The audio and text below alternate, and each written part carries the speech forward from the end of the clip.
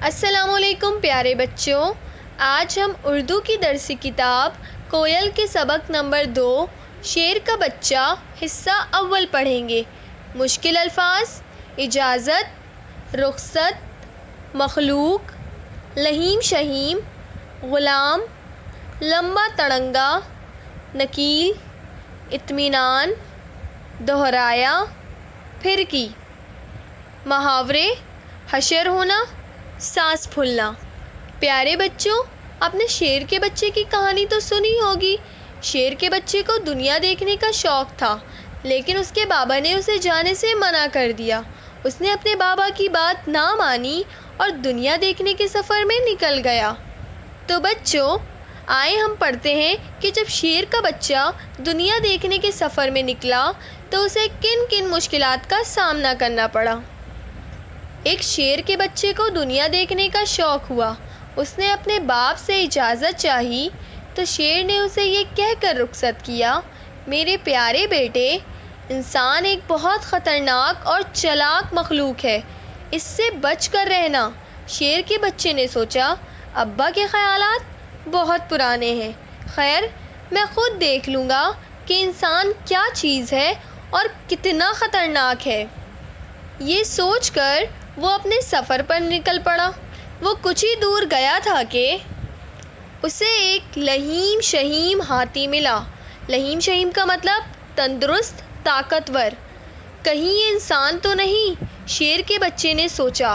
اس نے ہاتھی سے سوال کیا، جناب کیا آپ انسان ہیں؟ ہاتھی نے جواب دیا، نہیں، انسان تو بہت خطرناک ہوتے ہیں۔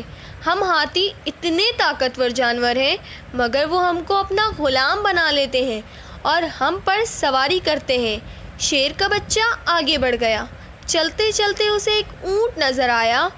کیسا لمبا تڑنگا اور عجیب و غریب جانور ہے، شیر کے بچے نے سوچا۔ لمبا تڑنگا کا مطلب لمبا چوڑا۔ اس نے اونٹ سے پوچھا، کیا آپ انسان ہیں؟ ارے بھائی، یہ انسان کا نام کیوں لے رہے ہو؟ اونٹ نے گھبرا کر کہا، اگر کسی انسان نے مجھے دیکھ لیا تو میری ناک میں نکیل ڈال کر مجھ پہ بھاری بھاری سامان لاد دے گا۔ اوہ، یہ ڈرپوک جانور، شیر کے بچے نے سوچا اور ناک چڑھاتا ہوا آگے بڑھ گیا۔ کچھ دور اسے ایک بیل ملا جو اطمینان سے گھاس چر رہا تھا۔ اس نے بیل سے اپنا سوال دہرایا، جناب کیا آپ انسان ہیں؟ انسان کا نام سنتے ہی بیل پھرکی کی طرح گھوم گیا۔